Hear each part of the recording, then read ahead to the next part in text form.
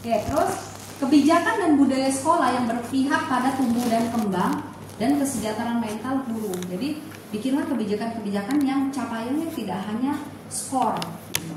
Capaiannya tidak hanya hal-hal yang sifatnya inilah prestasi yang sifatnya materi misalnya. Tapi capaian itu adalah ketika kita bisa bikin warga sekolah itu merasa sehat, aman, gitu. Ketika ada anak murid yang mau datang ke sekolah aja sudah sakit perut, itu berarti ada yang salah tuh. Entah di dia atau di lingkungan sekolah. Misalnya dia adalah anak korban bully. Nanti saya ajarin ya cara ngedetek anak yang jadi korban bully itu gimana. Ya. Misalnya dia selalu dikeluhkan orang tua, selalu cari-cari alasan untuk membolos. Nah, itu berarti ada situasi nggak nyaman yang dia dapatkan di sekolah. Bisa jadi dia korban bully gitu. Ya. Terus kenali dan gunakan potensi dalam diri untuk menumbuhkan rasa berharga dalam peran sebagai guru ini.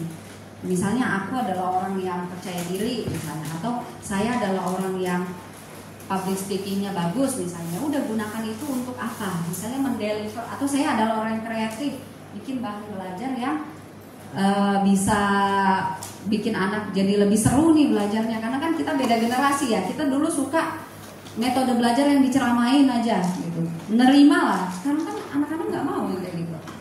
Ya. Terus atasi permasalahan diri sendiri dan siswa dengan berpatokan pada prinsip rasional, positif, tidak melanggar nilai dan normal, dan tidak merugikan diri sendiri serta orang lain. Nah, jadi kalau kita bikin solusi atau aturan sama anak, bikinlah yang masuk akal gitu. Jangan atas maunya kita, tapi atas dia bisa nggak melakukan itu, dan disesuaikan sama tumbuh kembangnya juga. Nah, nanti ini kita belajar ya. Ini pengantar aja. Nah, di sini saya mau screening kesehatan mental Bapak Ibu. Bapak Ibu sudah pernah screening kesehatan mental belum? Belum. Oh, ini masih banyak materi, udah masuk jam 11 ya. Nanti sakit mental semua. Bapak, kita screening dulu. Ini ya. Nah, ini adalah self rating questionnaire. Jadi SRT 20. Ini biasa kami pakai untuk tahu gambaran umum aja, apakah orang yang kontak dengan kita ini sehat mental atau enggak. Kalau cuma mau tahu, biasa kan kalau ketemu psikolog, aku sehat nggak ya? Coba baca, aku baca. Minta dibaca. Coba, nah jadi ada indikator-indikatornya. Silakan gunakan pensil dan pulpennya Bapak Ibu. Saya akan bacakan nih pertanyaannya kalau nggak kelihatan. Kalau iya jawabannya 1, kasih nomor 1 sampai 20 dulu. Ada kertasnya begitu. Oh. Ada kertas atau pakai handphone, boleh pakai notes di ini 1, 2, 3 gitu. Oh, gitu. Pakai HP mau boleh. pakai kertas? Pakai kertas boleh. Oh, pakai HP. HP-nya. Tinggal itu dia nantinya. Oke. Ya. Yang pertama, boleh dimulai? Oh, belum. Oh, kirain sambil ngetik gak pakai pensil. Boleh, silakan. Iya, pakai handphone boleh, Bapak. Oke. Ya. Iya, ya tidak. Iya 1, tidak 0. Soal nomor 1, pertanyaan nomor 1 silakan dijawab. Ini tidak ada jawaban yang diskor salah gitu ya. Semuanya dijawab berdasarkan reaksi yang dirasakan 1 bulan belakangan, reaksi dominan. Pertama, apakah Anda sering merasa sakit kepala sebulan ini? Oke. Iya, jawab aja pakai 1, 0 langsung. Terus 1 iya. 1 iya. 0 tidak. Reaksi dominan ya, kalau sangat dominan dirasakan iya. Terus yang kedua, apakah Anda kehilangan nafsu makan? Tambah semangat makan. Semangat. Terus yang ketiga, apakah tidur Anda tidak nyenyak? Dominan ya, dalam sebulan ini lebih sering nggak nyenyaknya atau nyenyaknya? Kalau nyenyak berarti 1. Ya, 0. 0. Tidak nyenyak. Apakah Kalau tidak nyenyak tidur Anda tidak nyenyak? Kalau iya berarti 0. Kalau nyenyak berarti 0. Bapak nggak nyenyak tidurnya? Tapi sudah datang istrinya. Oh, kenapa, Pak? Oh, nanti ya, ngobrol ya. Lanjut. Baru ketemu kemarin di kota. Oke. Terus, apakah Anda mudah merasa takut? Sering diserang takut tiba-tiba nggak tahu apa gitu. Takut di WA juga sekolah gitu. Apalagi. Jadi takut petir. beda tuh. Bisa. Oh, Bisa. Apakah Anda merasa cemas, tegang, dan khawatir? Dominasi perasaannya itu. Kalau lagi diem, kalau lagi beraktivitas tuh kayak tegang gitu. Cemas hanya dilakukan, tapi cemasnya itu nggak hilang. Diliputi perasaan itu. Lanjut. Nomor 6, apakah tangan Anda gemetar, sering tremor? Lagi diem tangan. Kalau dapat duit ya nih. Kayak mau namanya. Apakah nomor 7 ya? Apakah Anda mengalami gangguan pencernaan? Sembelit kah, diare kah, itu masuk gangguan pencernaan. Mules kah, tanpa sebab gitu. Sering. Ada penyebabnya juga nggak apa-apa. Kalau kaget gitu gimana? Nah ya itu, iya berarti. Normal. Normal dong. Cuman ini mulesnya nih mules yang nggak normal.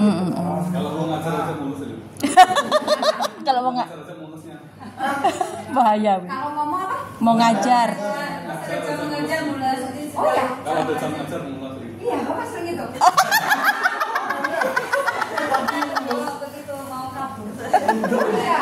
Itu psikosomatis loh. Anu sering nggak? Nanti pengakuan saya di belakangnya. Maksudnya, berarti kita ngedetek bahwa profesi yang dijalankan bertahun-tahun, kalau itu ada juga loh yang tetap nervous menjalankannya. Ya, saya kalau sakit perutnya sangat mengganggu setiap kali mau memulai, padahal udah 10 tahun jadi kita harus periksa ke psikolog. Bisa jadi ada psikosomatis.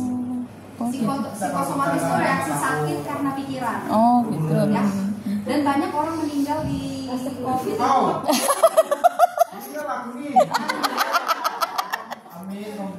Ya, ada orang banyak pasien saya di masa COVID itu meninggal karena kasus psikosomatis. Ada yang selesai juga, ada yang kritis, konseling selesai, padahal dia di Malang, konseling Malang. Dia kalau dicek suhu tubuhnya nggak Semua normal, sehat. tapi dia sering kena serangan sesak nafas, sakit perut, pusing, panik gitu. Nomor berapa lagi? Lupa Ibu? 8. Apakah Anda merasa sulit berpikir jernih? Kotor aja pikirannya. Mumet gitu. Oh, Nggak bisa rileks. Bukan kotor maksudnya. Oke.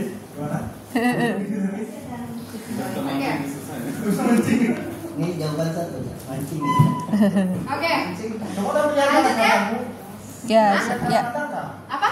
Ada pilihan karena pandang. Kadang-kadang. Nanti kalau saya yang bikin ini ya. Oh, ada nanti di instrumen selanjutnya. Ini yang buat deteksi dini aja ya. Terus nomor 9 ya. Apakah Anda merasa tidak bahagia? Dominasi perasaannya sebulan ini sering nggak bahagia. Lanjut, nomor 10. Apakah Anda lebih sering menangis bulan ini? Banyak nangis. Baru nangis.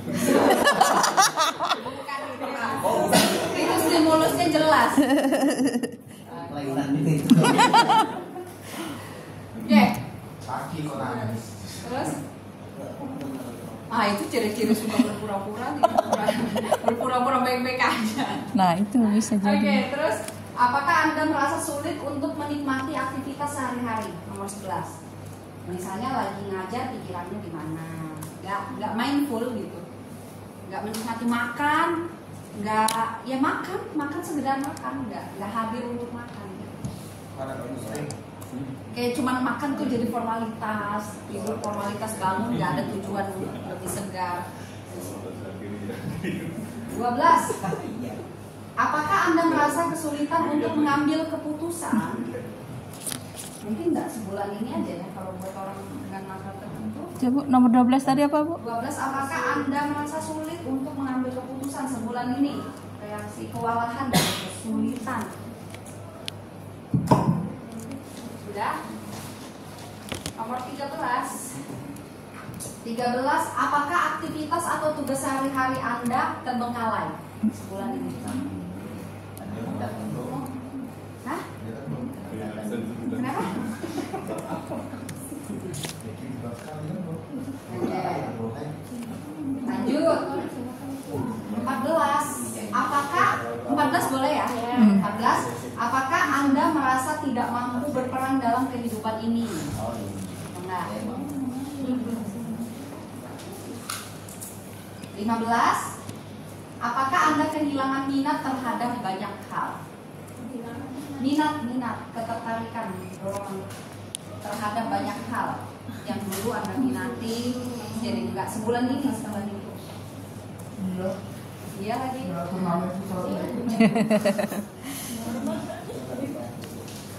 Oke, nomor 16 boleh ya?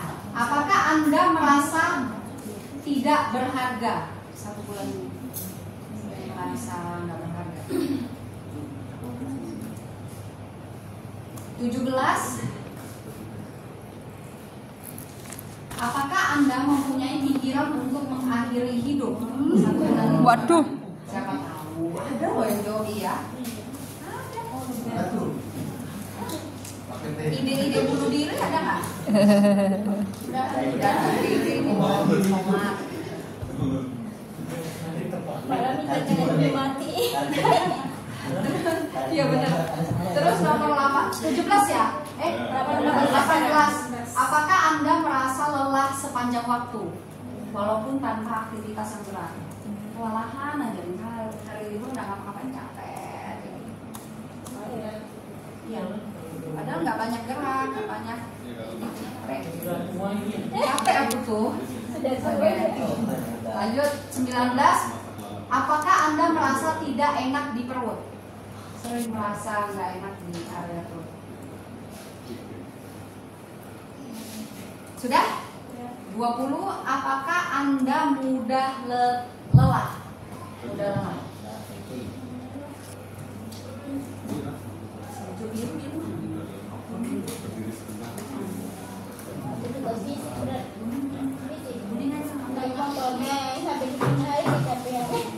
Iya. Apa kenapa Bu? Naik motor kecapean itu maksudnya. Mudah lelah. Bukan lelah fisik, lelah lelah apa ya? Kayak ya itu yang saya bilang tadi, nggak beraktivitas Iya, banyak, nggak tapi olahraga, merasa capek. lelah. Terus sudah ya 20 ya.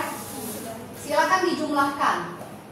Jika skornya 6 atau lebih itu ada indikasi lagi dari 20. Ada yang skornya 6.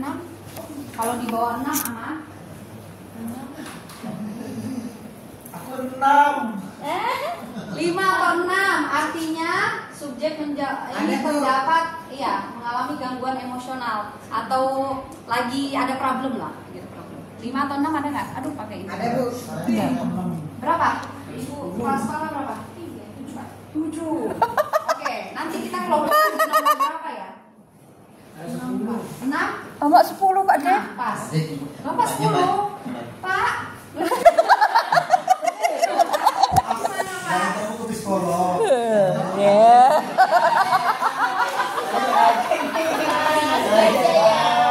Oke, ada lagi ya? Pak. Siapa lagi? 6. Saya 1. 1 aman. 3 aman. Kamu bohong nih. 4 aman. Saya 2. 3. Aman. 2. Aman. 1 aman. Ibu? Lebih banyak. Hah? Lebih banyak. Berapa? Di atas 10. 11. Pak ada temannya Pak. Aduh, tertekan nih. Oke. Ada yang 7, oke. Nah, kalau yang warning itu 6 ke atas. 6 itu udah dia masuk reaktif yang tadi kita lihat. Ada kan kontinum tadi saya lihat kan. Nanti saya kasih materinya ya, boleh baca, boleh overthinking pas baca. Oke. Jadi ini kalau dia masuk ibu kan sekolah izin. Saya tanya, boleh ibu jawab dalam hati aja. Kalau gejala depresi itu, kalau nomor-nomor yang iya adalah 6, 9, 10, 14, 15, 16 dan 17. 15 dan 17. 6, 9, 10, 14, 15, 16 dan 17. Itu gejala depresi. Kalau cuman beberapa aja, nggak bisa dikatakan ini. Nah, oke, kita masuk ke nomor selanjutnya. Kalau gejala cemas itu 3, 4 dan 5-nya iya. 3, 4, 5-nya iya. Itu gejala cemas. Cemas ya. Cemas apa? Emang cemas ya? Kalau cemas main handphone ya? Kalau cemas main handphone ya? Atau dialihin ke anaknya ya? Kalau butuh konsul, ya. Gak apa-apa, beragam saya ngisi materi sambil observasi ya. Gak apa. Kalau gejala somatiknya nomor 1, 2, 7 dan 19 itu masuk gejala somatik. Gejala somatik itu. 7. Pak, izin Pak Gede itu ya. 1, 7, 7 sama 19. 19. Ada nggak? Biasanya yang mengalami gejala sepertinya Bapak itu somatik. Bapak kok bisa 10 di angka mana tuh Pak? Campuran ya, mungkin campuran ada cemas gitu. Dan ini gejala ya, belum tegak diagnosa. Kalau kita memang merasa kayaknya aku kewalahan deh sama gejala ini, konsul ya, konsultasi. Atau atasi dulu lah sendiri, pergilah ke pantai. Mana yang tempat saya Mudani. Pergilah ke pantai. Kalau gejala tidak hilang masih kembali, berarti Bapak Ibu butuh penanganan yang lebih serius ya. Derawan. Pulang giling, duitnya habis pusing. Ya, nah ya. Betul. Oke ya. Oke. Nah, kalau gejala somatik ini adalah gejala stres, gejala sakit pada mental itu yang diakibatkan kondisi fisik yang menurun. Misalnya menua, ya. Misalnya kekhawatiran ada kondisi kesehatan yang udah nggak seperti dulu lagi. Nah, itu ngaruh ke mental, atau mereka dengan penyakit stroke penerimaannya jadi berkurang, jadi ada penyakit mentalnya. Ya. Saya itu, Ya? kan saya 16 tahun setua kan saya. Yang penting jiwanya tetap muda ya. Oke ya, cukup memberikan gambaran dan bikin overthinking nggak screening ini ya. Oke, ciri masalah kesehatan mental itu perubahan suasana hati secara umum, sering merasakan suasana hati yang dominan negatif, terus khawatir, cemas, takut berlebihan, oversensitif, sama susah meluapkan emosi, susah kayak bingung cara ngomongnya, mulai dari mana, tidak percaya diri, takut dan enggan untuk menjaga. Ya, ini apabila memiliki ciri masalah kesehatan mental, yang pertama dilakukan adalah boleh ditangani sendiri dulu. Bisa jadi reaksi kita tuh karena kita kurang membaca atau kurang teredukasi sama reaksi itu. Terus lakukan controlling, cerita ke teman atau sahabat. Kalau misalnya keluhan tidak menghilang atau tidak bertahan lama nih, membaiknya tidak harus hubungin psikolog atau dokter. Ya, nanti dibantu. Oke. Nah, apa sih yang mempengaruhi kesehatan mental kita tuh jadi nggak utuh? Banyak hal. Siswa kita juga bisa seperti itu, kita juga seperti itu. Nah, trauma masa kecil misalnya. Pola asuh di masa kecil itu secara tidak langsung ngaruh sekali Bapak Ibu sama cara kita, pembawaan kita ya, ke anak kita misalnya, ke saudara kita atau ke teman kita gitu, itu ngaruh banget ya. Mereka yang demokratis itu akan cenderung berani bicara pola asuh. Tapi mereka yang cenderung otoriter misalnya dilarang ngomong, dipukul setiap kali berstatement, itu biasanya tumbuh dengan orang yang nggak berani bicara, mengungkapkan pendapat, nggak enakan, gitu.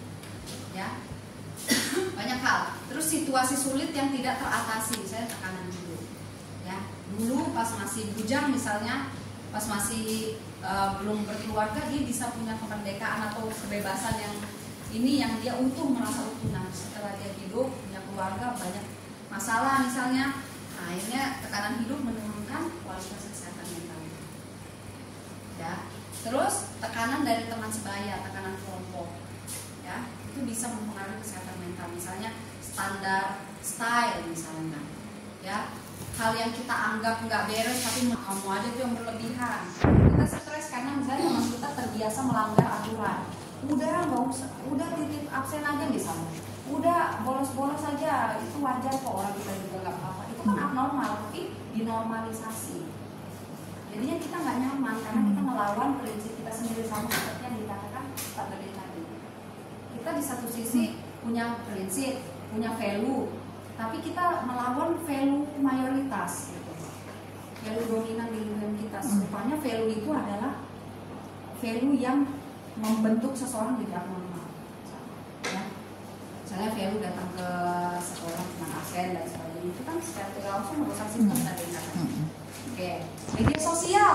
Nah, dietlah media sosialnya. Kalau memang itu bikin overthinking, ada nggak yang habis scroll sosmed tuh jadi lebih overthinking? Atau jadi suka menggerita diri sendiri? Aku nggak kayak gini. Oh, buru-buru di luar sana kreatif, aku enggak ya. Nah, saya salah satu yang mencoba diet sosial media. Jadi saya nggak begitu banyak baca berita politik. Cuman ini aja sih, garis besarnya aja saya tahu. Saya nggak akan mendalami. Buka hati saya kalau baca. Sama kan? Kalau politik saya akan Enggak, bukan kita ini ya, bernegara yang seimbang tuh yang tetap tahu aspek-aspek ini. Cuma nggak usah terlalu di dalam. Nah, terus nggak usah misalnya membuka status atau story orang lain. Itu ketika dibuka kan orang bikin story itu random ya, terus kita serap emosinya, misalnya dia tentang berduka atau apa, kita nggak siap dengan itu, kita bisa kacau. Apalagi kalau mau mulai sekolah nih, mau mulai ngajar ya, kita tunggu jam pelajaran buka-buka status, itu bisa kacau. Iya nggak? Nggak usah dilakukan. Coba deh, coba. Nggak apa-apa dunia itu tuh kalau nggak tahu hidup orang, nggak apa-apa. Ya, sepakat ya. Fokus lah. Berapa sih umurnya? Sisa berapa? Tahu aja hidup orang gitu. Ya. Oke, lanjut. Kiat membangun kesehatan mental. Banyak ya, banyak sekali nih. Terus makan yang sehat, istirahat yang cukup, melakukan penilaian diri, tetapkan target yang realistis. Ibu kepala sekolah tetapkan target yang realistis. Saya tahu ibu punya banyak keresahan, banyak ya keresahannya, banyak banget ya, sampai kurus nih. Iya kurus banget. Iya makanya. lagi. Nah iya merasa. Nah itu jadi kita tahu ya, kita punya mimpi yang besar gitu. Kita ada dalam sebuah profesi, kita punya idealisme, tapi kita juga dibatasi sama hal-hal yang nggak bisa kita kontrol, ya. Yang itu sudah terbentuk sebelum kita datang. Ya. Jadi ayo bikin batasan, disayang dirinya, bikin pagar gitu. Aku nih bantu sekolah ini sampai batas mana, aku berperan sampai batas mana. Ya. Kalau ibu bapak meninggal besok ada ganti. Ya. Kalau bapak ibu nggak mati tapi kewarasannya hilang, anaknya bapak ibu ini bergantung di siapa gitu. Ya. Kalau bapak ibu jadi, misalnya ibu izin jadi gila nih, kan nggak qualified lagi untuk jadi kepala sekolah kan? Sekolah bisa dapat besok pengganti kepala sekolah. Itu kalau ibu gangguan jiwa, anak ibu yang bergantung siapa? Dia tumbuh kembang butuh bapak ibu. Ya, syukur kalau gila langsung mati, kan selesai urusan kan. Kalau saya selalu bilang nih sama ini, saya selalu bilang sama pasien saya di narkoba ya, syukur kamu kalau misalnya overdosis mati gitu. Kalau mati syukur, kalau kamu gila cacat jadi beban buat orang tua. Ya, nah saya bilang jangan konyol. Saya tahu kalau kita punya mimpi besar tapi jangan konyol ya. Lanjut lagi, afirmasi positif. Setiap kali hal positif berhasil kita lakukan dalam pembelajaran, dalam tanggung jawab kita lakukan apresiasi. Misalnya, makasih ya badanku, misalnya hari ini udah mau menghadapi anak dengan beragam gitu. Makasih ya hari ini sudah nggak marah sama tugas-tugas yang sebenarnya bukan tugasku. Makasih ya hari ini sudah datang ke sekolah walaupun dalam kondisi tidak baik. Apresiasi sebelum itu, ya. Oke, dan ingat bahwa tidak semua masalah selesai dalam satu. Kadang-kadang kita tuh terlalu pengen masalah itu selesai dalam sekali duduk, nggak bisa. masalahnya ada terbentuk dari akumulasi yang bertahun-tahun. Kalau kita mau menyelesaikannya dalam seminggu nggak bisa. Semua butuh waktu. Ya. Nah, jadi kalau mau tidur dan masalahnya belum selesai, bayangin kita lagi letakin masalahnya di samping tempat tidur. Udah, kita lagi butuh istirahat, butuh energi dengan tidur, agar kita waras untuk melanjutin nyelesain masalahnya besok. Ya, oke? Oke. Dan yakini bahwa it's okay to not be okay. Apa-apa kok kalau lagi nggak baik-baik aja, tidak apa-apa. Ya. Itu manusia. Perasaannya bisa berubah, ada dinamika. Kalau lagi nggak baik-baik aja, terus lagi dibebankan sama tugas atau lagi dimarahin sama rekan, coba deh komunikasi. Aku emosinya lagi nggak baik nih, takutnya aku menanggapi kamu dengan nggak baik juga. Bisa nggak kasih waktu aku menangin diri? Ngomonglah seperti itu. Ya, saya rasa 10 tahun menjalani 10 tahun bertahun-tahun menjalani peran sebagai guru bisa lah mengasah empati kita ya, minimal buat ngasih waktu teman kita menenangkan diri. Ya, oke. Lanjut. Apa yang harus dilakukan untuk berkontribusi pada kesehatan mental orang lain? Terapkan sifat empati, berikan dukungan dan tidak menghakimi orang yang memiliki permasalahan kesehatan mental. Jadi kalau misalnya dia cemas terus dia butuh dikonseling sama psikolog, bukan berarti dia lebih buruk daripada kita, enggak. Dia lagi butuh dibantu. Manusia sosial, kadang nolong, kadang ditolong, ya, manusiawi. Terus melakukan pengendalian diri untuk tidak memunculkan reaksi bully, misalnya memperlihatkan sikap, memahami keadaan, kalimat yang diucapkan dan reaksi perilaku terhadap orang lain. Ya. Oke, next.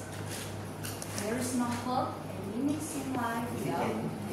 Artinya nih. Oke, ya, tidak akan.